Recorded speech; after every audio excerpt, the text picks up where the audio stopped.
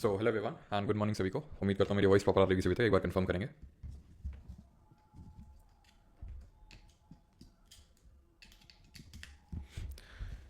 तो आज हम लोग देखने वाले हैं बायोलॉजी का next chapter and that is nervous system, जिसको कि हिंदी में हम बोलते हैं तंत्रिका तंत्र।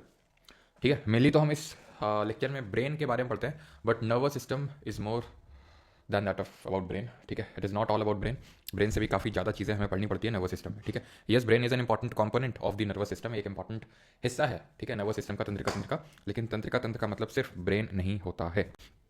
एक बार कंफर्म करेंगे सभी लोग कि सारी चीज़ें प्रॉपर हैं, फिर उसके बाद हम लोग स्टार्ट करते हैं अच्छा लेक्चर। Yes, brain. सर आपके घर के बगल में कितना पूजा होता है? इतना होता है, देख पा रहे हो तुम? इतना सा होता है।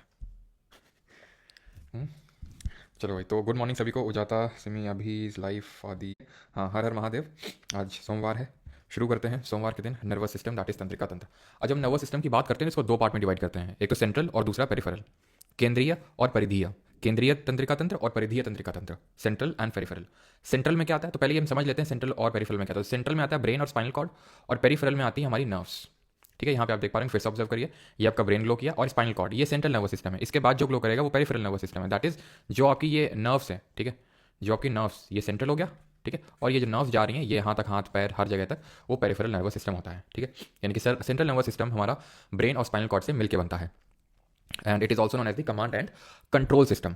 ठीक है, ये वॉलेंट्री मूवमेंट को कंट्रोल करता है, बैलेंस बनाता है बॉडी का, है ना, हमारा hunger, thirst, thermoregulation, circadian rhythm, और साथ ही साथ मेमोरी, इन सब चीज़ों को लेके ये जो फंक्शन है ये परफॉर्म करता है हमारा सेंट्रल नर्वस सिस्टम। ठीक है, तो सेंट्रल नर्वस सिस्टम का जो पहला हमारा इंपॉर्टेंट कंपोनेंट है दैट इज ब्रेन। इसको करने वाले हम लोग पहले। ठीक है, ब्रेन के बारे में चीज़ें पढ़ेंगे, देन उसके बाद हम आएंगे स्पाइनल कॉर्ड पे। तो ब्रेन के बारे में जब मैं बोलता हूँ ब्रेन, तो ये जो आपको कलर्ड चीज़ें दिख रही हैं यहाँ पे, पिंक और ब्लू, ये है हमारा ब्रेन, और ये ब्राउन भी। ठीक है, this is called as brain. बाकी यहाँ पर आप देख पा रहे होंगे ये जो होता है, ठीक है, जो कलर्ड नहीं है, हल्का हल्का सा आपको यहाँ पे ये दिख रहा है पेरिफेरी में, इसको बोलते हैं स्कल। ठीक है, इसको हम क्या बोलते हैं? इसको बोलते हैं स्कल। ठीक है, स्कल क्या चीज़ होती है? तो जो हमारा ब्रेन होता है ये बहुत ही सॉफ्ट होता है, बहुत ही डेलिकेट होता है, तो इसको प्रोटेक्ट करने के लिए जो हड्डी होती है उसको हम बोलते हैं स्कल। ठीक है, ये जो हड्डी यहाँ पर आपको दिख रही है इसको बोलते हैं स्कल। एक सेकंड रुकिएगा, थोड़ा सा मुझे टाइम दीजिए ना, ये जो थोड़ा सा बैकग्राउंड वॉइस आ रहा है इसको बंद करना पड़ेगा।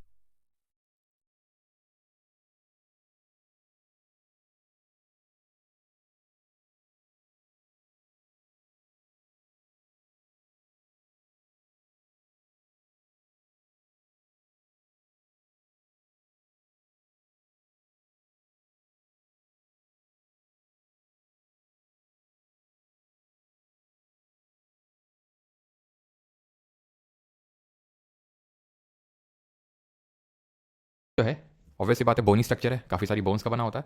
तो इसमें दो तरह के बोन्स से हमारा बनता है स्कल। एक को तो बोलते हैं हम क्रेनियल। क्रेनियल का मतलब होता है ये जो ब्रेन का हिस्सा है यहाँ पे, और दूसरे होते हैं फेशियल, जो ये फेस में होती हैं। ठीक है, फेशियल। तो क्रेनियल बोन्स होती हैं, ध्यान रखिएगा, 8, और 14 होती हैं फेशियल बोन्स, यानी टोटल मिला के कितनी हो गई? 22 स्कल में बोन्स होती हैं, जिसमें कि क्रेनियल यानी कि जो ब्रेन वाला पार्ट है वहाँ 8 है, और 12 हैं फेसेस में। अब होता क्या कि इतना बोनी स्ट्रक्चर है, ये इतना भयंकर बोनी स्ट्रक्चर होता है कि काइंड ऑफ हेलमेट की तरह एक्ट करता है ना। और ये जो ब्रेन होता है ये बहुत ही ज़्यादा डेलिकेट होता है, बहुत ही ज़्यादा सॉफ्ट होता है। तो ये बहुत हार्ड होता है, बहुत सॉफ्ट होता है, तो दोनों के बीच डायरेक्ट कॉन्टैक्ट तो नहीं होता होगा। जब दोनों के बीच डायरेक्ट कॉन्टैक्ट नहीं होता है तो फिर क्या होता है? तो इनके बीच में मेनिंजेस होती है। क्या होती है? मेनिंजेस। आपने सुना होगा मेनिंजाइटिस करके एक रोग होता है, डिजीज होती है। वो जब मेनिंजेस इन्फेक्ट हो जाता है तब मेनिंजाइटिस नाम का रोग देखने को मिलता है, जिसमें वॉमिटिंग, फीवर, ये सब देखने को मिलता है। काफ़ी घातक डिजीज होती है मेनिंजाइटिस। अब ये जो मेनिंजेस लेयर है ये पाई जाती है स्कल और ब्रेन के बीच में। ये खुद 3 लेयर से मिलकर बना हुआ होता है। सबसे बाहर वाली होती है ड्यूरा मैटर, बीच वाली अरेक्नॉइड, और अंदर वाली पिया मैटर। ठीक है, डैप करके याद कर सकते हो, ये फिर पाया matter. Dura mater, arachnoid and पाया मैटर, 3 पर्टिकुलर ये पतली पतली सी आपको ये देखने को मिलेंगे झिल्ली, और इनसे मिलकर बना होता है मेनिंजेस। अब आपको एक मैं फन फैक्ट बताता हूँ। क्या आपको पता है कि जो ब्रेन होता है ये हमारा ब्रेन, ठीक है, जब इसकी सर्जरी वगैरह करनी होती है तो इसमें कोई एनेस्थीसिया देने की जरूरत नहीं पड़ती है। कई बार तो ब्रेन की सर्जरी के लिए हो सकता है कि जो पेशेंट है वो पूरी तरह से अवेक है। अवेक है कि मतलब पूरी तरह से जग रहा है, उसको कोई एनेस्थीसिया भी नहीं दिया गया है, और पेन भी जीरो होता है। पेन नहीं होता है ब्रेन में। ब्रेन में आप कुछ भी चुभो काटो, कुछ पेन नहीं होता है इसमें, क्योंकि जो रिसेप्टर्स होते हैं जिससे पेन हमें फील होता है वो यहाँ पे ब्रेन में नहीं होते हैं। वो ब्रेन में नहीं होते हैं, ठीक है। तो यहाँ से आपका डाउट आ सकता है या आना भी चाहिए, एंड दैट इज कि फिर हमारा सिर दर्द क्यों होता है, जैसे माइग्रेन जैसी समस्याएं देखने को मिलती है और वैसे भी हमारा सिर दर्द होता है, तो क्यों होता है? Yes, brain feels no pain, है ना, ठीक है। क्या हो गया? अरे सॉरी, 14 हो गई है, ठीक है। 22 है तो 8 और 14, ठीक है, 18 14। तो फिर हमारा ब्रेन पेन क्यों फील करता है? तो उसके पीछे का रीज़न है यही, ये जो हमारी मेनिंजेस लेयर है ना, यहाँ पे पेन होता है, यहाँ पे वो रिसेप्टर्स मौजूद होते हैं, यहाँ पे जो टिश्यूज होते हैं उनमें रिसेप्टर्स होते हैं, जिसकी वजह से हमें ब्रेन में पेन फील होता है। कुछ और फैक्ट जान लीजिए ब्रेन के regarding, and that is brain is 2% of body का वेट, ठीक है। जो ब्रेन होता है हमारा वो 2% होता है बॉडी वेट का, लेकिन क्या आपको पता है इट कंज्यूम्स, ठीक है, इट कंज्यूम्स 20% ऑफ ऑक्सीजन। तभी अगर ऑक्सीजन की डिफिशियंसी होती है हमारे ब्रेन मतलब हमारे बॉडी में, तो सबसे पहले जो ऑर्गन इफेक्ट होता है इट इज आर ब्रेन। तो इसीलिए बोला जाता है कि भाई ऑक्सीजनेटेड रहना चाहिए हमेशा। जैसे कि जब हम अनुलोम विलोम आज हम लोगों ने सुबह किया था, में से कितने लोगों ने किया था मेरे साथ हैं, जो हम लोग का सफ़र सेशन हुआ था, तो स्लाइड भी लगी होगी, देख लेना यहाँ पे, आई थिंक देख रही स्लाइड ठीक है। तो जब हम ये चीज़ें करते हैं, जैसे भस्त्रिका करते हैं या फिर अनुलोम विलोम करते हैं, तो हम इस चीज़ को ऑब्जर्व करते हैं कि हमारा ब्रेन जो है वो काफ़ी रिफ्रेश्ड फील करने लगता है। क्यों? क्योंकि जैसे मैंने बताया ब्रेन को हमारा पूरे बॉडी का 20% ऑक्सीजन चाहिए, तो इस वजह से बहुत ज़रूरी है कि हम अपनी बॉडी को ऑक्सीजनेटेड रखें, ठीक है। जैसे अभी आप डीप ब्रीथ लो, आप तुरंत फील करेंगे कि मतलब एकदम रिफ्रेशिंग सा आपको लगेगा, है ना। तो इट कंज्यूम्स 20% ऑफ ऑक्सीजन। और अगर इसके वेट की बात करें, है कितना इसका वेट, मतलब 2% है पूरे बॉडी वेट का, तो रफली इसका वेट होता कितना है? तो वेट देखो इसका मेल और फीमेल में थोड़ा सा डिफर करता है, मेल में थोड़ा सा ज़्यादा होता है, 1370 grams due to it size होता है बस ये, और 1300 ग्राम, ऐसा नहीं कुछ कम और ज़्यादा होता है, बस थोड़ा सा साइज का अंतर होता है। 1370 ग्राम और रफली 1300 ग्राम फीमेल्स में, ठीक है, समझिए। अब ह्यूमन ब्रेन को हम 3 पार्ट्स में डिवाइड करते हैं, एक तो जो अग्र मस्तिष्क बोलते हैं दैट इज फोर ब्रेन, एक को बोलते हैं मध्य मस्तिष्क दैट इज मिड ब्रेन, और तीसरे को बोलते हैं हाइंड ब्रेन या फिर पश्चिम मस्तिष्क। Fore brain, mid brain and hind brain. Fore brain ये पूरा जो ऑरेंज ऑरेंज आपको दिख रहा है ये पूरा फोर ब्रेन है, ठीक है। मिड ब्रेन ये जो ग्रीनिश पार्ट है और हिंड ब्रेन ये जो येलोइश पार्ट है नीचे का। सबसे पहले हम देखेंगे किसके बारे में, फोर ब्रेन के बारे में। तो फोर ब्रेन भी 3 कंपोनेंट्स का बना हुआ होता है, एक तो सेरिब्रम, दूसरा है थैलेमस और तीसरा है हाइपोथैलेमस। सेरिब्रम हमारे ब्रेन का सबसे बड़ा भाग होता है, it is the largest part of our brain, सबसे बड़ा भाग होता है हमारे पूरे ब्रेन का। फोर ब्रेन का तो होता ही होता है, ओवरऑल भी पूरे ब्रेन का होता है, तो इसको हम बिग ब्रेन भी बोल देते हैं कभी कभी, ठीक है। It forms the major part of the brain. और डीप ये जो आपका क्लेफ्ट है, ये जो बीच में स्पेस है, ये दोनों पार्ट को डिवाइड कर रहा है ना, लेफ्ट पार्ट और राइट पार्ट, ठीक है। लॉन्गिट्यूडनली इसको डिवाइड कर रहा है दो हाफ्स में। हेमिस्फेयर आर कनेक्टेड, ये जो दोनों हेमिस्फेयर हैं ये कनेक्टेड है by corpus callosum. The layer of cells which cover the cerebral hemisphere is called as cerebral cortex. तो वो लेयर ऑफ सेल्स जो सेरिब्रल हेमिस्फेयर को पूरा कवर करके रखती है उसको हम सेरिब्रल कॉर्टेक्स बोलते हैं। इसी को ही हम ग्रे मैटर बोलते हैं। आपने हो सकता है कभी सुना हो, है ना, कि कुछ एक्सपेरिमेंट किया गया कि लोगों ने मेडिटेशन किया और उनके ग्रे मैटर में कुछ चेंजेस देखने को मिले। आपने कहीं कहीं से सुना होगा, अगर आप इस तरह की थोड़े से पॉडकास्ट वगैरह अगर आपने सुने होंगे जहाँ पे कोई न्यूरोसर्जन वगैरह इस तरह का कोई आया होगा, तो ग्रे मैटर की चर्चा काफ़ी करता है। क्योंकि एक्चुअल में जो सेरिब्रम है वो हमारा एसोसिएटेड है मेमोरी से, लर्निंग से, ठीक है। मेमोरी एंड लर्निंग से एसोसिएटेड है सेरिब्रम। तो अगर हमारी मेमोरी वीक हो रही है दैट मीन कि हमारा सेरिब्रम जो है वीक हो रहा है। तो सेरिब्रम से क्योंकि मेमोरी रिलेटेड है, यहीं पे आपका ग्रे मैटर होता है, इसीलिए अगर जैसे मेडिटेशन वगैरह कोई परफॉर्म करता है तो ग्रे मैटर में हमें चेंजेस देखने को मिलते हैं। क्लियर इतनी चीज़? सेरिब्रम का फंक्शन सभी को क्लियर है कि नहीं? जल्दी से एक बार कंफर्म करेंगे।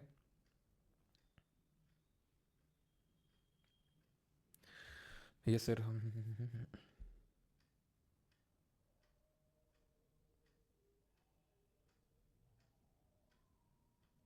चलो, तो अब आते हैं थैलेमस पे। थैलेमस जो होता है वो सेरिब्रम के अंदर होता है, जैसे सेरिब्रम है ये बड़ा सा मोटा सा, ठीक है। अब ये मोटा सा जो हमारा ये क्या बोलते हैं ब्रेन आपको दिख रहा है सेरिब्रम, ये फैट है, ठीक है। बट एक चीज़ को ध्यान रखना, आर ब्रेन, ठीक है, ठीक है, demands half of bodies sugar energy. समझ रहे हैं आप? शुगर एनर्जी का मतलब है ग्लूकोस, ऐसे समझ लो, जो हमें कार्बोहाइड्रेट से मिलता है। तो ये भी एक कारण है कि अगर हम खाना वगैरह बहुत ज़्यादा मतलब अगर अपनी बॉडी को ग्लूकोज डिफिशिएंट रखते हैं तो हमारा ब्रेन फंक्शन नहीं कर पाता है। बोलते हैं ना भूखे पेट ना होए भजन। तो उसका कारण यही है कि जो हमारी पूरी एनर्जी होती है बॉडी की, ग्लूकोज एनर्जी, शुगर एनर्जी, वो उसका आधा तो सिर्फ ब्रेन ही डिमांड करता है। तो इस वजह से उस केस में भी ब्रेन सबसे पहले इफेक्ट होता है, और हमारा जो बोलते हैं ना दिमाग नहीं चल रहा हमारा, बिना खाए हमारा दिमाग नहीं चलता है, तो इसीलिए होता है, ठीक। तो उसके अंदर आपको यहाँ पर देखने को मिलेगा thalamus. The cerebrum wraps around a structure called thalamus which is a major coordinating centre for sensory and motor signalling. ये क्या होता है, काइंड ऑफ रिले स्टेशन के तौर पे वर्क करता है। रिले स्टेशन का मतलब होता है कि भाई ये किसी से इंफॉर्मेशन ले रहा है एंड देन उसको आगे प्रोसेस कर रहा है। जितने भी हमारे बॉडी के सेंसर्स होते हैं, कितने बॉडी के सेंसर्स होते हैं, जरा कमेंट बताइए। स्मेल को छोड़ दीजिएगा बिकॉज स्मेल कोई प्रोसेस नहीं करता है, बाकी जितने हैं जल्दी से बताइए, ठीक है। तो जितने भी बॉडी के जो सेंसर्स होते हैं उनको क्या करता है, प्रोसेस करता है थैलेमस। और उसके बाद ब्रेन का जो काइंड ऑफ बोल सकते हो सेरिब्रम है, फिर सेरिब्रल कॉर्टेक्स है, ठीक है, उसको भेजता है। तो ये थैलेमस क्या करता है, इसकी प्रोसेसिंग करता है, देन ये सेरिब्रम के पास भेजता है या फिर सेरिब्रल कॉर्टेक्स के पास भेजता है। क्लियर थी चीज़? तो जितने भी हमारे बॉडी सेंसर्स होते हैं, जैसे कि टच हो गया, सर एनडीए के लिए सफिशिएंट है कृष्ण कुमार, बिल्कुल है भाई, 5-4 मत बताओ मुझे, लिख के बताओ, ठीक है। टच हो गया, सेंस क्वेश्चन करवाएंगे भी, ठीक है, वो जो इसमें तो ज़्यादा खैर सीडीएस एनडीए में नहीं है, लेकिन वो मैं आपको करवाऊंगा भी, ठीक है, जितने भी आए हैं लास्ट में लगे होंगे, ठीक है। टच हो गया, टेस्ट हो गया, साउंड हो गया, स्मेल हो गया, ठीक है, और कौन सा बचा, साइट हो गया, ठीक है, जो आप देखते हैं, ठीक। तो ये जितने भी सेंसर्स होते हैं, इनमें से आप स्मेल को अगर छोड़ दीजिए तो बाकी सबको इनको क्या करेगा, थैलेमस प्रोसेस करके सेरिब्रल कॉर्टेक्स को पहुंचाएगा, ठीक। अब आते हैं फंक्शन ऑफ थैलेमस, जो यहाँ पे लिखा हुआ वही चीज़ है, आप इसको लिखने की जरूरत नहीं है, यहाँ पर मैंने फंक्शन ऑफ थैलेमस आपको बता दिया है कि प्रोसेसिंग करने का काम होता है। पढ़ना चाहते हैं पढ़ सकते हैं, लेकिन ये रटने की जरूरत नहीं है, ना ही याद करने की जरूरत है, सिर्फ आपको ये जो मैंने आपको बताया रिलेक्सेशन के तौर पर वर्क करता है, सिर्फ इतना देखना है, ठीक है। जैसे आपने कोई चीज़ मतलब छुआ और आपको एकदम से पेन हुआ, पेन का सेंसेशन हुआ, यानी आउटर जो सेंसेशन होते हैं वो थैलेमस की वजह से होते हैं। आपने कोई चीज़ छुआ और एकदम से पेन हुआ आपको बहुत ज़्यादा, तो वो थैलेमस उस चीज़ को सबसे पहले क्या करता है, इंटरप्रेट करता है, फिर उसका सेंसेशन होता है थैलेमस को। अब आते हैं हाइपोथैलेमस को, जो कि हमारा तीसरा और आखिरी कंपोनेंट है फोर ब्रेन का। Another very important part of the brain is called as hypothalamus, lies at the base of the thalamus, यानी थैलेमस के नीचे। अब जब हमने सेरेब्रम को काट के उठाया तो नीचे देखा थैलेमस है, उसके नीचे,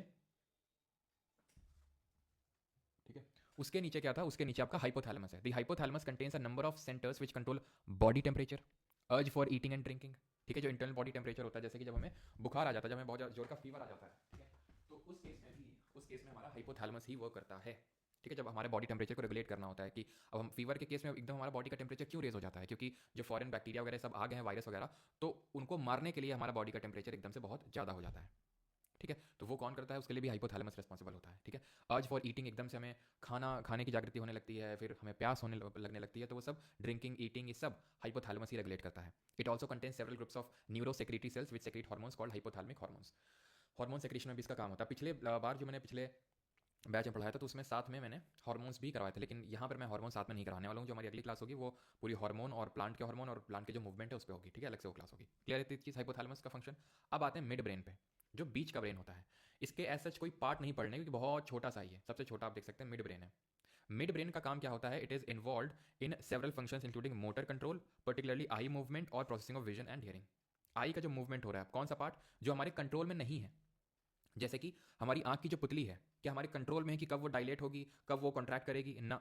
तो ये जो मूवमेंट है काइंड ऑफ हमारे कंट्रोल में नहीं है, इनवॉलंटरी है। जैसे आई मूवमेंट हो गया और विजन और हियरिंग हो गया, ठीक है, जो आपका सुनते हैं और देखते हैं, ये सब कंट्रोल करने का काम कौन करता है, ये हमारा मिड ब्रेन ही करता है। मिड ब्रेन लोकेटेड कहाँ पे है, बिटवीन थैलेमस और हाइपोथैलेमस, जो थैलेमस हाइपोथैलेमस और पॉन्स के बीच में, जो थैलेमस और हाइपोथैलेमस है और यहाँ पे पॉन्स है, इसके बीच में आपको देखने को मिलेगा मिड ब्रेन। पॉन्स क्या है, ये एक्चुअल में हिंड ब्रेन का पार्ट है, यानी कि जो हमारा पश्च मस्तिष्क का जो पीछे वाला ब्रेन है उसका पार्ट है। हिंड ब्रेन में क्या क्या होता है, पॉन्स होता है, सेरिबेलम होता है और मिडला होता है। जिस तरह से फोर फोर ब्रेन तीन चीजों से मिलकर बना हुआ होता है, सेरिब्रम, थैलेमस और हाइपोथैलेमस, उसी तरह हिंड ब्रेन जो है पश्च मस्तिष्क को भी तीन पार्ट से मिलकर बना हुआ होता है, पॉन्स, सेरिबेलम और मिडला। पॉन्स ये मिडिल पोर्शन होता है ब्रेन स्टेम का। ब्रेन स्टेम की पूरी जो आप स्टेम देख पा रहे हैं, it is called as brain stem, that coordinates the face and eye movements, ठीक है। ये फेस और आई मूवमेंट को कोऑर्डिनेट करने में हेल्प करता है, फेशियल सेंसेशन वगैरह में, ठीक है। सेरिबेलम क्या करता है, इसका बहुत इंपॉर्टेंट फंक्शन है, ये हमारे बॉडी पॉस्चर और बैलेंस को मेंटेन करने में हेल्प करता है। ये बोला जाता है कि जब कोई नशे में होता है तो उसका बॉडी का जो मूवमेंट होता है वो पूरा बिगड़ जाता है, ठीक है। एक तो यार तुम लोग कॉल इतना करते हो।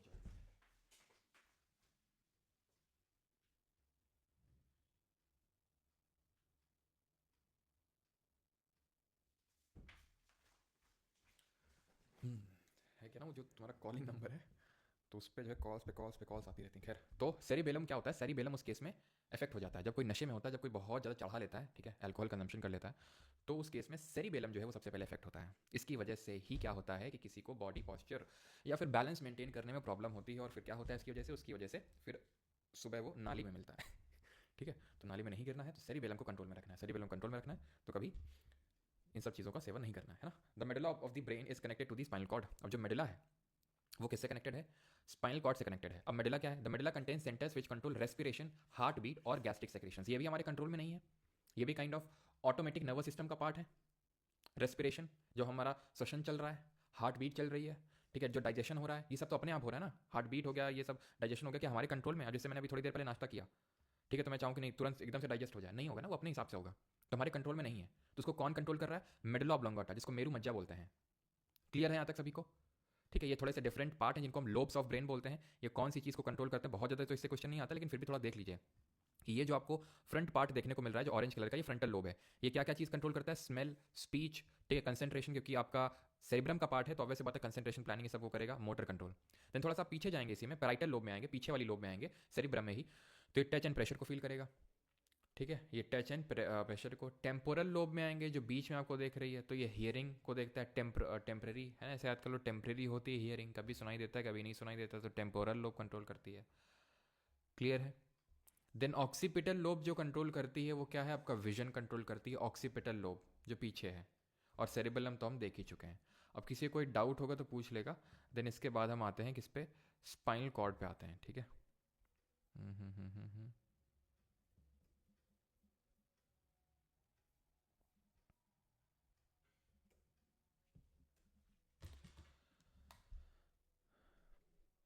एक बार कंफर्म करेंगे सारी चीज़ें प्रॉपर हैं। मोटर कंट्रोल क्या है, मोटर कंट्रोल है जैसे बैलेंस वगैरह, उसी को मोटर कंट्रोल बोलते हैं। ठीक है, मोटर कंट्रोल वो तुम्हारी पानी वाली मोटर नहीं है। मोटर कंट्रोल का मतलब है जो बैलेंस वगैरह, बैलेंस एंड पॉस्चर से एसोसिएटेड होता है।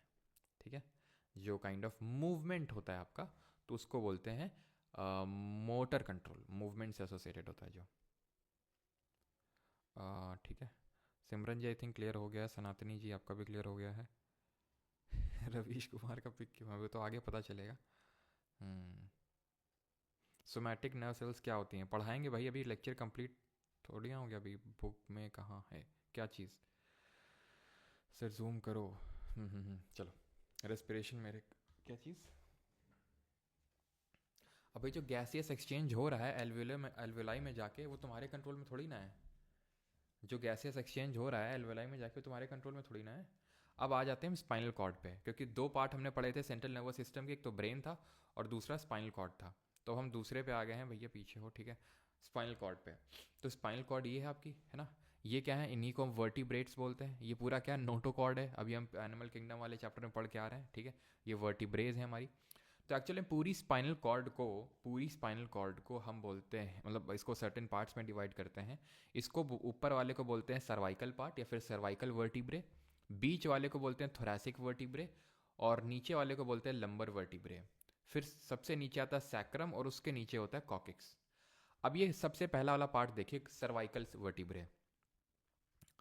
अब मैंने कुछ दिन पहले आपके साथ हो सकता है जिक्र किया हो कि यार मुझे सर्वाइकल हो गया है ना, क्योंकि मेरी नेक में बहुत ज़्यादा पेन रहता है। ठीक है, जैसे अभी मैंने इतना पेन था कि अभी मुझे वॉलिनी लगानी पड़ी। ठीक है, तो किस लिए ऐसा था, और मतलब क्यों था, क्यों सर्वाइकल उसको बोलते हैं, क्योंकि वो cervical part of the spinal cord में है। क्योंकि नेक में जहाँ पीछे पेन है होता है, तो ये सर्वाइकल का ही पार्ट होता है। ठीक है, तो इसमें क्या होता है कि जब इसमें पेन होता है तो इसीलिए इसको सर्वाइकल पेन बोलते हैं, क्योंकि सर्वाइकल पार्ट है। देन इसके नीचे थोरैसिक है, देन लंबर है। ठीक है, ये सैक्रम है, और इसके जस्ट नीचे, सबसे नीचे कॉकिक्स बोन है। ये एक हमारा वेस्टिजियल ऑर्गन होता है। वेस्टिजियल ऑर्गन क्या होता है, vestigial part of the brain, vestigial part है। वेस्टिजियल पार्ट वो होते हैं कि जिनको अगर हम बॉडी से हटा भी देंगे तो कोई फर्क पड़ेगा नहीं। ठीक है, ऐसा कुछ फर्क नहीं पड़ेगा, क्योंकि इनका कोई ऐसा बहुत ज़्यादा कोई मेन फंक्शन है नहीं। जैसे कॉकिक्स, माना जाता है कि जो हम इवॉल्व हुए हैं, है ना, होमोसेपियन से, तो पहले हम बंदर हुआ करते थे, तो बंदर की जो पूंछ हुआ करती थी हमारी, वही धीरे धीरे धीरे छोटी होते होते होते होते कॉकिक्स बोन बन गई, जो एकदम बेस, एकदम टिप पे होती है ये of the spinal cord. Vestigial organ के और जैसे हमारे पार्ट हो जाएंगे, जैसे अपेंडिक्स, है ना, आपने सुना होगा कोई काफ़ी लोग ऑपरेशन करवाते हैं अगर उनको दिक्कत होती है तो, क्योंकि हट भी जाता तो कोई दिक्कत नहीं होती है, अपेंडिक्स। ठीक है, और जैसे कि ईयर में जो पिन्ना होता है, ठीक है, वो पार्ट हो गया। तो ये इनके कुछ vestigial part of the body होते हैं हमारे। ठीक है, बीच में जो ये होती है इसको हम डिस्क बोलते हैं। इसी की अगर बल्जिंग हो जाती है तो डिफरेंट तरह की हमें डिजीज़ देखने को मिलती है। जैसे आपने सुना होगा साइटिका, आपके घर में हो सकता है, हो किसी को, या फिर आपने सुना हो कि भाई साइटिका है, खासकर अडल्ट को होती है आफ्टर द एज ऑफ 45 और 50। जहाँ पे होता ये है कि आपका पूरा, मतलब कमर से लेके पूरा नीचे पैर तक दर्द करता है। अब नीचे पैर तक क्यों दर्द करता है वो हमें बताएगा पेरिफेरल नर्वस सिस्टम। क्यों दर्द करता है, क्योंकि पेरिफेरल जो नर्वस सिस्टम होता है, पेरिफेरल का मतलब होता है ये जो स्पाइनल कॉर्ड है और उससे जितनी भी ये नसें जा रही हैं, ठीक है, जितने भी नर्व्स जा रही हैं, ये क्या करती हैं, ये उस पेन को यहाँ से, क्योंकि यहाँ पर बल्जिंग हो गई है, तो उस पेन को यहाँ से कहाँ, यहाँ तक ट्रैवल करवाती हैं, हाथ तक, पैर तक। यूजुअली वो जो साइटिका होता है वो कमर से, क्योंकि वो नीचे वाली जो नर्व्स होती हैं उसको अफेक्ट करता है। तो जब आई थिंक L3 या L4 जो हमारा यहाँ पर होता है, L3 और L4, ठीक है, lumbar vertebrae L3 and L4, तो यहाँ पर जब बल्जिंग होती है तो वो आपका पैर तक जाता है नर्व्स, तो पैर तक वो पेन ट्रैवल करता है। क्यों ट्रैवल करता है? नर्व्स के थ्रू ट्रैवल करता है। जैसे कि अगर मैं आपको बताऊं सर, हाँ वो यही होता है आपका L1 L2 जो लिखा हुआ है, ये L1 L2, ठीक है, ये L1 है, देन ये L2 है, L3 L4, तो ये लंबर वर्टिब्रे होते हैं आपके ये। यस, ठीक है।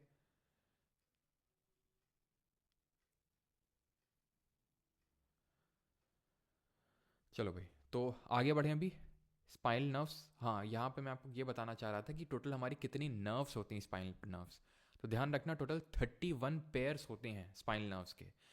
तो सर्वाइकल जो वर्टिब्रे होता है, जो सर्वाइकल पार्ट है, यहाँ से आठ पेयर ऑफ नर्व्स निकलती हैं, 8 पेयर ऑफ नर्व्स यहाँ से निकलती हैं, 12 पेयर ऑफ नर्व्स यहाँ से निकलती हैं थोरैसिक वर्टिब्रे से। लंबर जो वर्टिब्रे यहाँ से 5 पेयर ऑफ, पेयर का मतलब एक इधर एक इधर एक इधर एक इधर, ठीक है, 2 पेयर का मतलब आई थिंक सभी को पता होगा 2, ठीक है।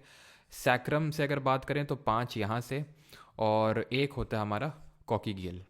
तो 8, 12, 8, 20, 25, 5, 30, 31, तो टोटल स्पाइनल नर्व्स का पेयर कितना होता है? स्पाइनल नर्व्स पेयर्स कितने होते हैं? टोटल 31 होते हैं, 31 पेयर्स होते हैं, ठीक है, जो कि इंफॉर्मेशन को ट्रैवल करवाती हैं फ्रॉम या तो different parts of the organ to the brain, या फिर ब्रेन से लेकर हमारे टू द डिफरेंट ऑर्गन। जैसे कि जब मैं बोलता हूँ साइटिका का प्रॉब्लम है, तो साइटिका में क्या हो रहा है कि हमारे स्पाइनल कॉर्ड में जो डिस्क की बल्जिंग हो गई है, वो पेन ट्रैवल करके जा रहा है पैर तक, ठीक है। तो अभी वो चलो मैं आपको समझाता हूँ, लेकिन सबसे पहले तो ये बात है कि एक सेकेंड रुकिएगा। ये जो पूरा आपका पार्ट है ना, ठीक है, जो पूरा ये हमारा पेरिफेरल नर्वस सिस्टम है, इसको हम 2 पार्ट में डिवाइड कर सकते हैं। इन शॉर्ट में PNS लिख रहा हूँ, पेरिफेरल नर्वस सिस्टम। इसको हम 2 पार्ट में डिवाइड करते हैं। एक को बोलते हैं हमारा सोमैटिक नर्वस सिस्टम, ठीक है, और एक को बोलते हैं यहाँ पर ऑटोनॉमस। सोमैटिक और ऑटोनॉमस, सोमैटिक नर्वस सिस्टम और ऑटोनॉमिक नर्वस सिस्टम। अब ये क्या होता है somatic nervous system? Somatic nervous system का मतलब होता है वॉलेंट्री, यानी कि जो हमारे कंट्रोल में होता है। अगर आपको याद हो तो जब हम टिश्यू वाला चैप्टर पढ़ रहे थे, तो वहाँ पर मैंने 3 टाइप की मसल सेल्स पढ़ाई थी, हम लोगों ने देखी थी, स्मूथ, कार्डियक और स्केलेटल। तो वॉलेंट्री किसको बोला जा रहा था? जो हमारे कंट्रोल में कौन थी? बताइए कॉमेंट में, कौन सी थी? स्मूथ, कार्डियक और स्केलेटल में हमारी जो वॉलेंट्री मसल सेल्स थी वो थी स्केलेटल वाली, बाकी दोनों इनवॉलेंट्री थी। तो ऑटोमेटिक नर्वस सिस्टम हमारा होता है इनवॉलेंट्री। अभी कैसे होता है अभी आपको समझ में आएगा धीरे धीरे। सोमैटिक नर्वस सिस्टम भी 2 तरह का होता है, एक तो होता है सेंसरी नर्वस सिस्टम, और एक होता है आपका मोटर नर्वस सिस्टम, ठीक है, मोटर नर्वस सिस्टम। अब ये सेंसरी नर्वस सिस्टम या फिर सेंसरी नर्व्स क्या होती हैं? सेंसरी नर्व्स वो होती हैं जो हमारे बॉडी ऑर्गन से CNS, that is central nervous system तक इंफॉर्मेशन पहुंचाती हैं, इंफॉर्मेशन लेके जाती हैं। वही मोटर नर्वस सिस्टम की अगर बात करेंगे तो ये CNS से, that is central nervous system से डिफरेंट बॉडी ऑर्गन तक इंफॉर्मेशन को लेके जाती हैं। जैसे कि मैंने जो साइटिका वाली आपको प्रॉब्लम बताई, तो उसमें क्या हो रहा है कि वो सेंट्रल नर्वस सिस्टम का ही तो पार्ट है हमारा स्पाइनल कॉर्ड, तो वहां से इंफॉर्मेशन जा रही ना बॉडी ऑर्गन तक, वो पेन ट्रैवल कर रहा है। क्लियर है? इसको हम एफरेंट नर्व्स के नाम से भी जानते हैं। ये जो नर्व्स इनको कैरी करके ले जाती हैं from CNS to body organs, इनको हम एफरेंट नर्व्स, मोटर नर्व्स या फिर एफरेंट नर्व्स बोलते हैं। और ये जो बॉडी ऑर्गन से CNS तक पहुंचाती हैं, इनको हम एफरेंट नर्व्स बोलते हैं। क्लियर है? जैसे कि बॉडी ऑर्गन से CNS तक कैसे? बॉडी ऑर्गन से CNS तक ऐसे कि जैसे कि मतलब हम कोई चीज़ छूते हैं, जैसे हमने कोई चीज़ छुई तो ये बॉडी से एकदम हमारा यहाँ तक लेके गया। जिस तरह से हमें काफ़ी सारे सेंसेशंस होते हैं। अब सेंसेशन होते हैं जैसे फॉर एग्जांपल अगर मान लो हमें कोई चीज़ बहुत गर्म लगी एकदम से, ठीक है, तो कोई चीज़ जब बहुत गर्म लगी तो वो एक्चुअल में जो हमारी सेंसरी नर्व्स हैं, दैट इज एफरेंट नर्व्स हैं, वो हमारे इंफॉर्मेशन को लेके गई सेंट्रल नर्वस सिस्टम तक। अब इसका पूरा पाथवे आपको पता होना चाहिए कि किस तरह से ये ट्रैवल करता है। तो होता क्या है कि यहाँ पर होते हैं रिसेप्टर्स, ठीक है, यहाँ पर होते हैं रिसेप्टर्स। हीट और पेन के जैसे कुछ किसी भी चीज़ को हम छूते हैं तो हमें चीज़ का पता चलता है, देन उसी हिसाब से हम एक्ट करते हैं, क्योंकि वो इन्फॉर्मेशन ट्रैवल करती है फ्रॉम दी हम बोल सकते हैं कि सेंसरी नर्व्स के थ्रू हमारे ब्रेन तक वो इन्फॉर्मेशन जाती है। तो कैसे जाती है, तो यहाँ पर पहली बात तो हमें रिसेप्टर्स लगे होते हैं, जो पेन के रिसेप्टर्स इन सब के होते हैं, जो हमारे ब्रेन में नहीं होते हैं, तभी हमारे ब्रेन को पेन फील नहीं होता है, मैंने शुरुआत में बताया था आपको। ये ट्रैवल करके जाएगा सेंसरी न्यूरॉन्स के थ्रू। न्यूरॉन आपको पता है कि it is the basic unit of our nervous system. हमारा नर्वस सिस्टम का बेसिक यूनिट, हमारा पूरा नर्वस सिस्टम न्यूरॉन सेल्स का बना हुआ है। सिर्फ न्यूरॉन सेल्स का नहीं बना हुआ है, एक और तरह की सेल्स होती हैं जिनको ग्लिया सेल्स बोलते हैं। मैंने आपको बताया था, जो कि एक्सन में जो माइलिन शीथ आप देखते हैं, तो माइलिन शीथ पूरा ग्लिया सेल्स का ही बना होता है।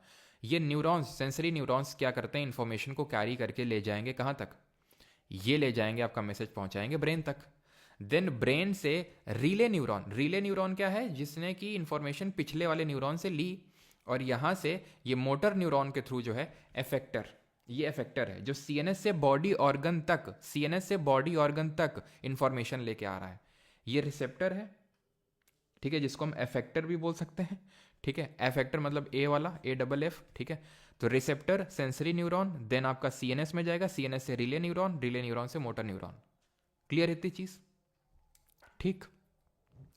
अब ये ऑटोनॉमस नर्वस सिस्टम क्या होता है, तो ऑटोनॉमस नर्वस सिस्टम जो होता है, जिसको हम क्या बोल सकते हैं, सोमैटिक और ये ऑटोनॉमस। ऑटोनॉमस मतलब नाम से ही पता चल रहा है कि अपने आप, ठीक है, अपने आप जो है, ये अपने आप क्या कर रहा है, ये काइंड ऑफ हमारे कंट्रोल में नहीं है, अपने आप ही काम कर रहा है। अब ये भी दो तरह का होता है, एक तो होता है सिंपथेटिक, एक को बोलते हैं सिंपथेटिक ऑटोमेटिक नर्वस सिस्टम, और एक को बोलते हैं पैरासिम्पथेटिक। सिंपथेटिक और पैरासिम्पथेटिक, इसमें अंतर क्या होता है, तो सिंपथेटिक होता है हमारा, जैसे कि अगर मैं सिंपथेटिक को बोलूं तो फ्लाइट और फाइट, फ्लाइट और फाइट वाली जब सिचुएशन आती है, कैसी सिचुएशन, जैसे कि रवि शास्त्री जी इस पिक्चर में जो बताने की कोशिश कर रहे हैं कि कुछ कुछ सिचुएशन होती हैं ऐसी, है ना, कि एकदम बोल सकते हैं कि डर का माहौल, ठीक है। तो जब इस तरह का डर का माहौल होता है तो आपका क्या होता है कि एकदम या तो फ्लाइट, या तो भागो, या तो लड़ो। तो एकदम से जब बहुत ज़्यादा क्या होने लगता है, बहुत ज़्यादा एकदम पसीने छूट जाते हैं, हमारे पसीने छूट जाते हैं, गला सूख जाता है और डाइजेशन रुक जाता है। जैसे कि एग्ज़ाम से जस्ट पहले की सिचुएशन होता है यही, एग्ज़ाम से जस्ट मतलब इतनी सिचुएशन होती है लोगों को कि भाई वो ये तक में उतारू हो जाते हैं। जैसे कि खासकर यूपीएससी में आपको ये काफ़ी देखने को मिलेगा, सिविल सर्विसेज में पढ़ते रहेंगे, साल भर पढ़ते रहेंगे, एग्जाम से जस्ट पहले भाई इस बार अटेम्प्ट नहीं देंगे, और लॉजिक क्या बिठाते हैं, लॉजिक ये बिठाते हैं कि एक अटेम्प्ट बचा लेंगे, और उसका अभी अच्छे से तैयारी नहीं हुई है तो एक अटेम्प्ट बचा लेंगे, वो लॉजिक ये देने लगते हैं। अब एसएससी में क्योंकि ऐसे अटेम्प्ट तो लिमिटेड होते नहीं हैं, तो यहाँ पर वो लॉजिक दे नहीं पाता है ब्रेन आपको, लेकिन सिविल सर्विसेज में काफ़ी चलता ही है, ठीक है। सिविल सर्विसेज में काफ़ी ये चीज़ चलती है, ठीक है, कि भाई अभी अटेम्प्ट बचा लेते हैं। तो ये सिचुएशन हो जाती है कि जब आपका एकदम गला सूख जाता है, आपका एकदम, है ना, पसीने छूट जाते हैं, आपका डाइजेशन वीक हो जाता है। क्यों डाइजेशन वीक हो जाता है, क्योंकि सारा ब्लड तो आपका बाकी ऑर्गन्स में चला गया है, हार्ट में, हार्ट की तरफ मतलब वो जा रहा है, तो वो जो आपका डाइजेस्टिव सिस्टम है उस तक पूरा ज़्यादा ब्लड का सप्लाई नहीं हो पा रहा है, क्योंकि आपको फाइट या फ्लाइट करना है। तो अभी डाइजेशन का काइंड ऑफ हम बोल सकते हैं सिचुएशन नहीं है, खाना तो बाद में पच जाएगा, मेन चीज़ क्या, अभी लड़ाई करनी है, फिर भागना है। तो पूरा जो हमारा ब्लड है वो बाकी ऑर्गन्स तक चला जाता है, और यहाँ पर जो डाइजेस्टिव सिस्टम है उसको काफ़ी कम मतलब खाना मिलता है। तभी आपने देखा होगा कि भूख नहीं लगती एकदम से, है ना। जैसे अभी भी मुझे याद है कि जब बोर्ड्स के एग्ज़ाम थे, 12th बोर्ड्स के, है ना, तो दोपहर में एग्ज़ाम होते थे तो खाना खा के जाते थे, और मुश्किल से 2 रोटी जाती थी अंदर, मुश्किल से, वो भी, ठीक है। जल्दी कॉपी खुली, और खासकर मैथ्स वाले में तो और ही हालत ख़राब होती थी। तो ठीक है, तो नोटबुक खुली हुई है और खाना भी खा रहे हैं, एक रोटी मुश्किल से गई, दूसरी तो भैया आधी आधी छोड़ के चले गए, मम्मी बोल रही 2 तो खा के जाओ। तो वो हालत होती है ना, क्योंकि आपका डाइजेशन जो है एकदम वो जा चुका होता है। पैरासिम्पथेटिक क्या होता है, पैरासिम्पथेटिक होता है जहाँ पे काइंड ऑफ इसको हम बोलते हैं, आई थिंक क्या, परानुकंपीय बोलते हैं, आई थिंक क्या हिंदी में, ठीक है। तो इसको हम बोलते हैं कि रेस्ट एंड डाइजेस्ट, जैसे उसको फ्लाइट एंड फाइट, इसको रेस्ट एंड डाइजेस्ट बोलते हैं कि आराम कर रहे हैं और आराम से डाइजेशन काम कर रहा है। जैसे कि आपका रिजल्ट आ चुका है, रिजल्ट के जस्ट बाद की सिचुएशन नहीं, वहाँ पे भी एकदम धड़कनें तेज होती हैं, हो अब मतलब सबके कॉल्स आएंगे एंड ये वो सारा कुछ जो आपने सोच के रखा होता है, उसके तुरंत बाद नहीं, कुछ दिनों बाद, 5 जैसे हफ्ते 2 हफ्ते महीने बाद 2 महीने बाद आराम से, कोई चिंता नहीं है, आराम से लेटे हुए हैं मस्त, है ना, इंस्टाग्राम चला रहे हैं, क्या देख रहे हैं, वेब सीरीज़ देख रहे हैं, डाइजेशन आराम से प्रॉपर चल रहा है, तो वो पैरासिम्पथेटिक है। काम दोनों ही अपने आप हो रहे हैं।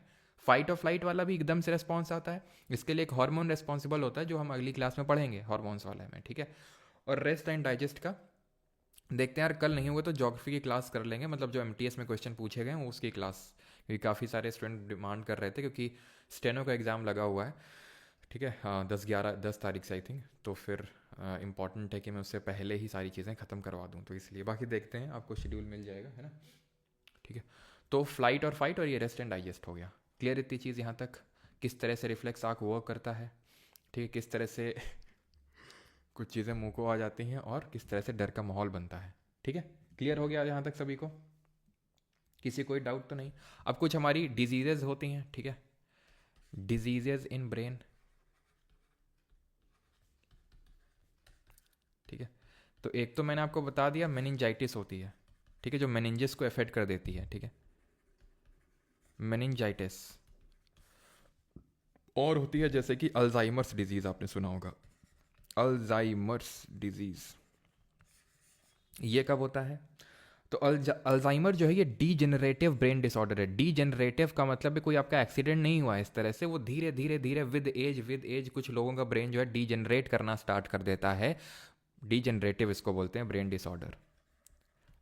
अपनी कैपेसिटीज़ खोना शुरू कर देता है, मतलब अपनी हाँ वही कैपेसिटीज़ जो है खोना शुरू कर देता है जो ब्रेन होता है, ठीक है। तो ब्रेन रिच फूड खाने चाहिए, इसीलिए हमें क्या आते हैं ब्रेन रिच फूड में, बताएंगे कमेंट में। तो डीजेनेटिव ब्रेन डिसऑर्डर की वजह से ही हमें क्या होने लगता है, डिमेंशिया होने लगता है। डिमेंशिया क्या होता है, dementia is loss of memory, समझ रहे हैं आप, तो डिमेंशिया एक स्टेट है, डिजीज नहीं बोल सकते हैं, डिजीज तो अल्जाइमर है जिसकी वजह से डिमेंशिया होने के चांसेस रहते हैं, that is loss of memory.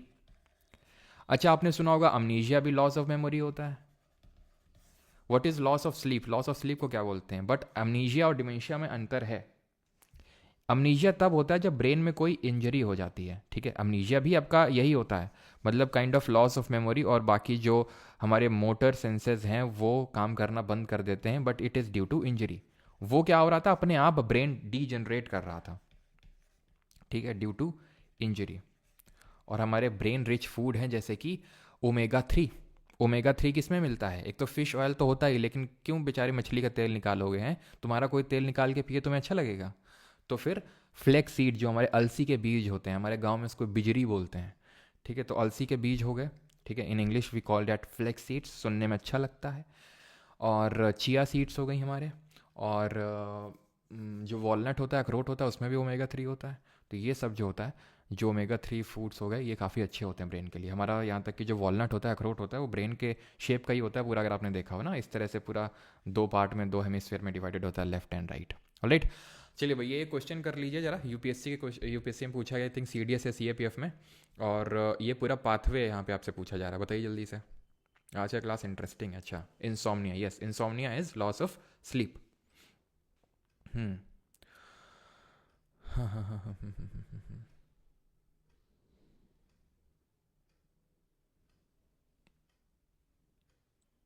Ashwagandha, egg, dark chocolate, egg तो नहीं यार, एग तो उतना अच्छा नहीं होता है मेरे हिसाब से। एग तो भाई प्रोटीन सोर्स होता है, प्रोटीन मसल बिल्डिंग के लिए नीडेड होता है।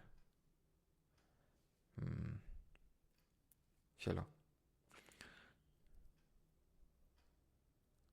वही लेफ्ट, रजनीकांत, वही लेफ्ट और राइट हेमिस्फीयर जो मैंने दिखाया नहीं, तो जो सेरिब्रम हमारा डिवाइडेड था लेफ्ट और राइट हेमिस्फीयर में, वही चीज़ है वो।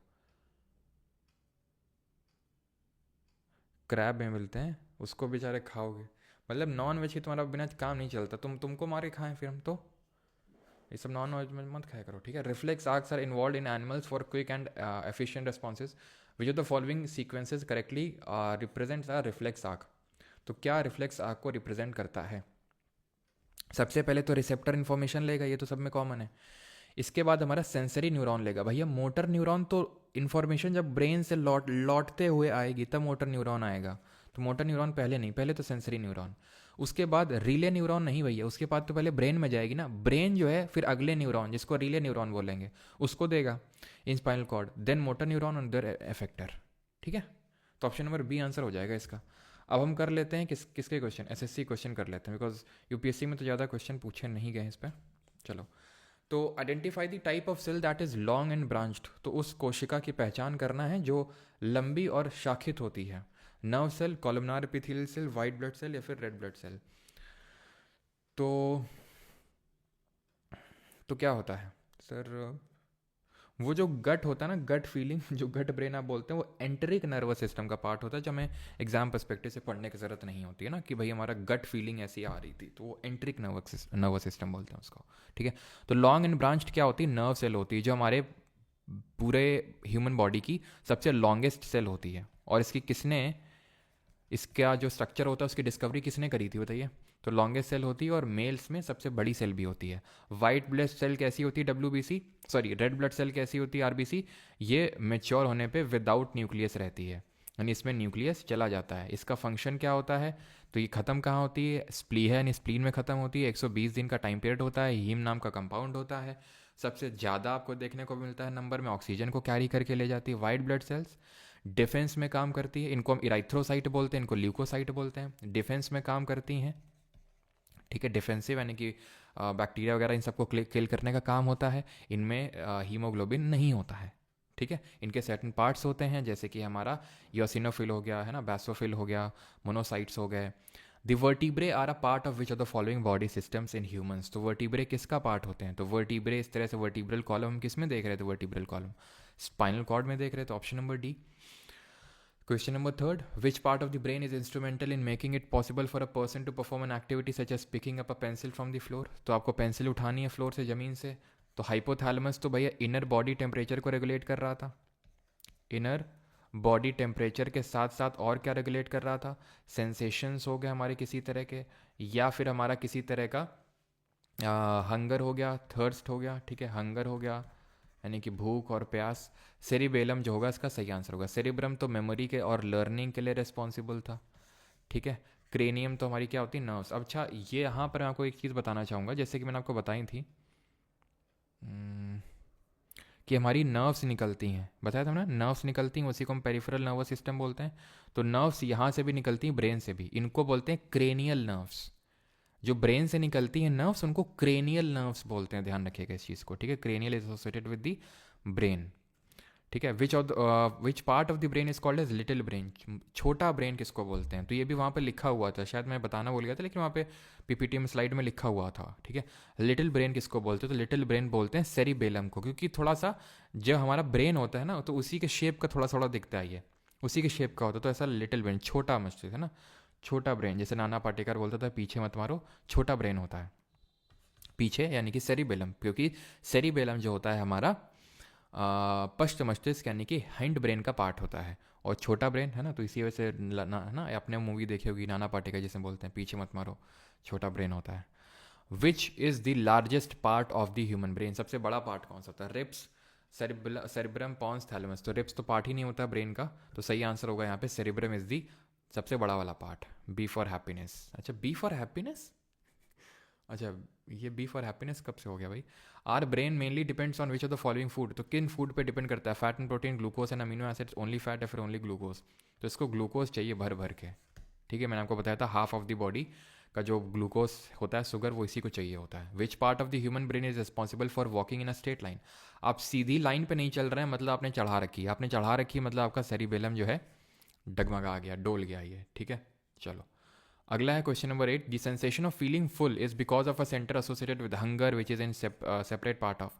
तो हंगर, थर्स्ट, ये सब किससे एसोसिएटेड है? Pituitary gland, mid brain, fore brain, yes. क्यों? क्योंकि फोर ब्रेन का पार्ट होता है हाइपोथैलेमस, और ये सारा कुछ हाइपोथैलेमस से ही तो एसोसिएटेड है, तो इसलिए option number C. Question number 9, which of the following is a degenerative disorder of the brain and one of the several conditions that cause dementia, a progressive decline of mental functions resulting in memory loss? तो degenerative disorder है जिसकी वजह से dementia यानी कि loss of memory हो जाता है। तो स्किज़ोफ्रेनिया, अल्जाइमर डिसीज, अमनीशिया या फिर कंकशन।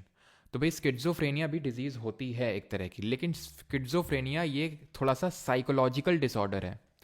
साइकोलॉजिकल डिसऑर्डर कैसे? तो जैसे हम जब बोलते हैं है ना, डिस्प्रेशन में चले गए हम, यानी डिप्रेशन हो गया है, ठीक है, या एंग्जाइटी हो रही है, तो ये ऐसा नहीं कि कोई ब्रेन में मतलब फिजिकली कोई है। जैसे मान लो हमारा थॉट आ रहा है, थॉट के जैसे हम एकदम, समझ रहे हो, तो ये सब कोई फिजिकल चीज़ तो है नहीं ना, ये साइकोलॉजिकल चीज़ है। तो ऐसे स्किज़ोफ्रेनिया भी थोड़ा साइकोलॉजिकल डिसऑर्डर है, जहाँ पर आप मतलब आपकी पर्सनालिटी डुअल पर्सनालिटी हो जाती है, ठीक है। डुअल पर्सनालिटी जैसे आपने अपरिचित मूवी देखी है, जिसमें वो कभी एकदम से भोला भाला बन जाएगा, एकदम से गुस्सा हो जाएगा, तो स्किज़ोफ्रेनिया होता है वो। अल्जाइमर डिजीज इसका सही आंसर होगा। अमनीजिया मैंने आपको बताया था डीजनरेटिव डिसऑर्डर नहीं है, ये आपका कोई इंजरी हो गई ब्रेन में तो उसकी वजह से होता ही है, ठीक है, इंजरी की वजह से। Question number 10th, in 1873 who published the first photograph of nerve tissue stained with the black reaction technique describing a whole nerve cell? Gunter Blobel, Camillo Golgi, William Harvey या फिर पॉल एनरिच, ठीक है। Sir स्फेनोपलाटीन गैंग्लियोनरी क्या लिखे भैया, ये disease के बारे में हमें नहीं पता है रजनीकांत सोनू जी, नहीं पता है इसके बारे में हमें, हम न्यूरो सर्जन नहीं है, न्यूरोलॉजिस्ट नहीं है हम, ठीक है। तो first photograph of nerve tissue, तो ये कैमिलियो गॉल्गी ने, याद है, ब्लैक इंक रिएक्शन, याद है, ब्लैक रिएक्शन टेक्निक से कैमिलियो गॉल्गी ने, और इसके लिए इनको नोबेल भी मिला था। With whom did Camillo Golgi receive the Nobel prize in 1906? 1906 में नोबेल प्राइज किसके साथ मिला इनको? अलेटी के साथ, लोम्ब्रोसो के साथ, मर्चिया फावा के साथ, या काजल के साथ?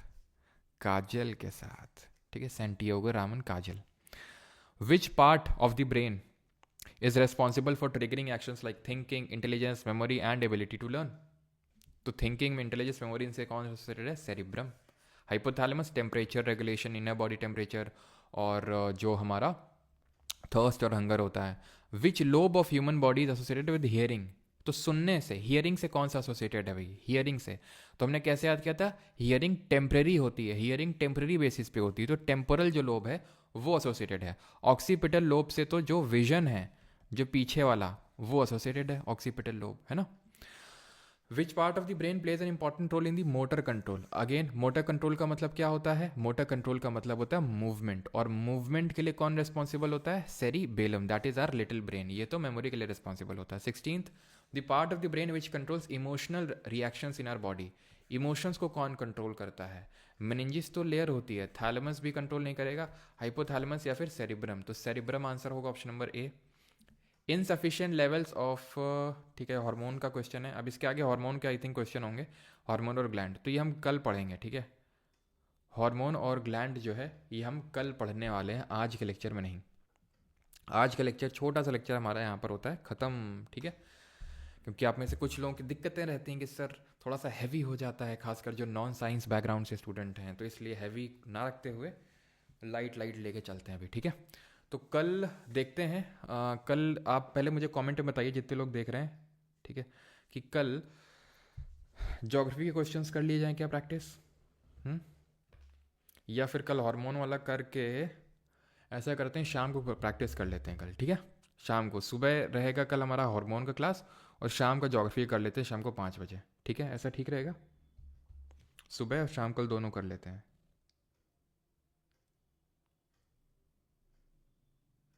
जय सैनी, तो मतलब वो चीज़ ऐसी ऑब्वियस ही चीज़ पूछते हो जो मैं पढ़ा चुका होता हूँ। क्या लिखा है यहाँ पे?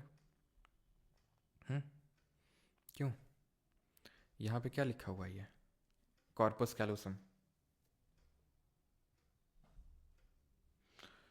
सर ये आप हो गया अच्छा बेटा, हम मतलब फेस रिवील नहीं कर रहे हैं और ऐसे फ़ोटो लगा देंगे, हैं? इतने सस्ते में तो फेस रिवील नहीं करने वाले चढ़ा, मतलब कुछ ना कुछ तो सगुन में लेंगे ही। ये सर कर लो ज्योग्राफी, कल कल ही करते हैं, ठीक है। कल अगला लेक्चर भी करेंगे, छोटा सा वो भी लेक्चर होगा, जिसमें कि हार्मोन्स पढ़ेंगे और थोड़ा प्लांट मूवमेंट पढ़ेंगे, छोटा ही लेक्चर होगा। और शाम को करेंगे ज्योग्राफी के क्वेश्चंस, 200 प्लस क्वेश्चंस हैं जो आए हैं एमटीएस के एग्जाम में, मस्त रिवीजन हो जाएगा अपना कल, ठीक है। तो पॉलिटी पूरा रिवाइज कर चुके हैं, वो करेंगे। फिर पता है स्टेनो का पेपर होगा, फिर स्टेनो से भी रिवाइज करेंगे अपन लोग, जो जो भी पेपर होंगे। फिर सीजल का मेंस होगा, तो मतलब तुम्हारे सीजल 2025 तक तुमको एकदम, है ना, एकदम कठोर बना देंगे। तुम कोई भी क्वेश्चन देखते हुए खड़ाक से उड़ाओगे सीधा, एकदम मज़ा आ जाएगा तुमको। ठीक है, इतने क्वेश्चन करवा देंगे तुमको, मतलब ये तो कर ही रहे हैं, ये तो कर ही रहे हैं, ये तो हो ही रहे हैं जो अभी तक आए हैं। ठीक है, अभी तक इसके आगे जो एकदम लेटेस्ट आपने देखा, एमटीएस का भी 2 दिन पहले ही आंसर किया है हमने, पॉलिटी कर लिया आंसर। वो तो मैंने पूरी आंसर की आपको दे दी है, वो भी मॉक फॉर्मेट में। तुम प्रैक्टिस करना चाहो, ई बुक अवेलेबल है परमार एसएससी टेलीग्राम चैनल पे, जिन लोगों को नहीं पता है बता दूँ। ठीक है, परमार एसएससी टेलीग्राम चैनल पे ई बुक अवेलेबल है, तो वहाँ पर जाके वो पूरे मैंने डाल दी है, जिसको जो प्रैक्टिस करना है कर सकता है। ठीक है, बाकी मैं तो करवा ही रहा हूँ, पॉलिटी करवा दिया है। कल ज्योग्राफी करेंगे, फिर सारे ऐसे बायो भी ख़त्म तब तक हो जाएगी, बायो फिर करेंगे, और उसके बाद बाकी सब्जेक्ट्स मैं करवा दूंगा। आगे तुम देख लेना जैसे जैसे सब्जेक्ट होता जाए, क्योंकि मैं वेट नहीं कर पाऊंगा सब्जेक्ट ख़त्म होने का, क्योंकि स्टेनो और सीजल मेंस का पेपर है इसलिए। ठीक है, क्लियर भाई? जो चीज़ बुक में नहीं है तो उसको प्लीज़ नोट कर लीजिए अलग से। अब मैं क्या बोलूँ, बुक में क्या मैं लिख दूँ आके, क्या है वो पिछले बैच के नोट्स हैं। अब कुछ चीज़ें एक्स्ट्रा मैं पढ़ाऊँगा ही, तो वो चीज़ आपको नोट करना ही पड़ेगा। अब जब 4.0 आएगा तो उसमें भी हो सकता है कुछ चीज़ें इक्का दुक्का एक्स्ट्रा वहाँ पे मैं बताऊँ। ठीक है, अब मैं क्यों साल में 2-3 बैच नहीं बनाता हूँ। ठीक है, ठीक है, लोग तो आपने देखा होगा ना कि साल में एटलीस्ट कम से कम 2 बैच तो आते हैं लोगों के। ठीक है, मैंने एक साल में सिर्फ एक बैच क्यों? क्योंकि जब तक कोई ऐसा नहीं लगता कि भाई कुछ एड ऑन नहीं हो सकते इसमें, तो मैं फालतू में बैच की नहीं, बस for the sake of earning money के बस बैच बना डाला। ठीक है, हाउ टू ज्वाइन दी सफरशन, बेटा पहली बात तो उसका नाम सफ़र नहीं है। ठीक है, तुम तो एकदम अर्थ का अनर्थ ये दे रहे हो, उसका नाम सफ़र है। ठीक है, वहाँ पर मैं तुम्हारी सफरिंग कम करना चाहता हूँ, और तुम सफ़र ही उसको बोल रहे हो, सफ़र सफ़र। ठीक है, तो ये बैच बना हुआ है, 10 रुपये का बैच है। 10 रुपये का क्यों है, उसके रीज़न ये है कि भाई यूट्यूब में मैं उसको नहीं रख सकता हूँ। ठीक है, अर्जी फर्जी कमेंट की वजह से, और एप्लीकेशन पे क्योंकि पेमेंट गेटवे लगा होता है, पेमेंट गेटवे 10 रुपये से नीचे के पेमेंट एक्सेप्ट नहीं करता है, क्योंकि उसको उसमें चाहिए होता है कमीशन। पेमेंट गेटवे का कमीशन होता है, तो बोलता है कि 10 रुपये से नीचे के पेमेंट हम नहीं ले पाएंगे, तो इसलिए 10 रुपये रखना पड़ा। ठीक है, तो वो बैच, और वहाँ पे मेडिटेशन वगैरह थोड़ा सा हम करते हैं सुबह के टाइम, हमेशा नहीं लेकिन अभी करना स्टार्ट किया है, क्योंकि सीजीएल मेंस के स्टूडेंट हैं तो उनकी वजह से मेनली। ठीक है, बाकी ऑलमोस्ट डेली रहता है। 16 का क्या डाउट है? इमोशनल रिएक्शन, मस्तिष्क का वह भाग जो हमारे शरीर में भावनात्मक प्रतिक्रियाओं को नियंत्रित करता है। ये पहली बात तो किसी पेपर में क्वेश्चन आया नहीं है। ठीक है, मेनिंजेस और थैलेमस तो होने से रहा। इमोशनल रिएक्शन, ठीक है, इनर बॉडी टेम्परेचर को रेगुलेट करता है, तो ये हाइपोथैलेमस ही होगा, इसका ऑप्शन नंबर डी। ठीक है, लेकिन ये किसी पर्टिकुलर एग्ज़ाम में तो ये क्वेश्चन नहीं पूछा गया है, तो इसको एक बार मैं कंफर्म कर लूँगा, क्योंकि कई बार ऐसा होता है कि आंसर की पे भी डिपेंड करता है। क्योंकि लिंक्ड होते हैं, वो उससे भी लिंक्ड होता है, सेरिब्रम से भी। सर क्लास की पीपीटी दे देंगे, क्लास की पीपीटी दे देंगे। ठीक है, काफ़ी लोगों के डाउट्स आ रहे थे, सीता कहाँ गई, कौन सी सीता कहाँ गई? सुबह 6:15 होता है, 6:15 पे, 6:15 पे। सर एफरेंट, एफरेंट बता दीजिए एक बार। सिमरन, एफरेंट का मतलब होता है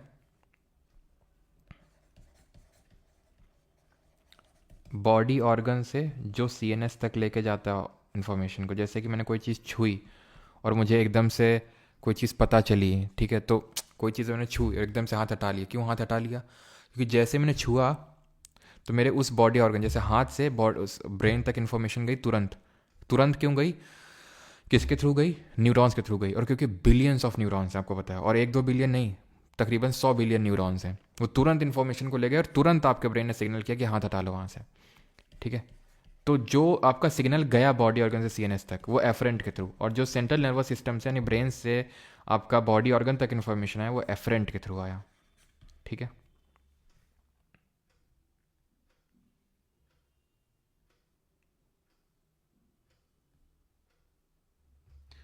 ज्योग्राफी में कौन सा टॉपिक स्टार्ट करोगे? भैया ज्योग्राफी ख़त्म हो चुकी, इशू से नहीं, सबसे पहले ज्योग्राफी ही हुई थी। ठीक, चलो भाई, थैंक यू सभी को, धन्यवाद, मिलते हैं कल सेम टाइम पे, थैंक यू।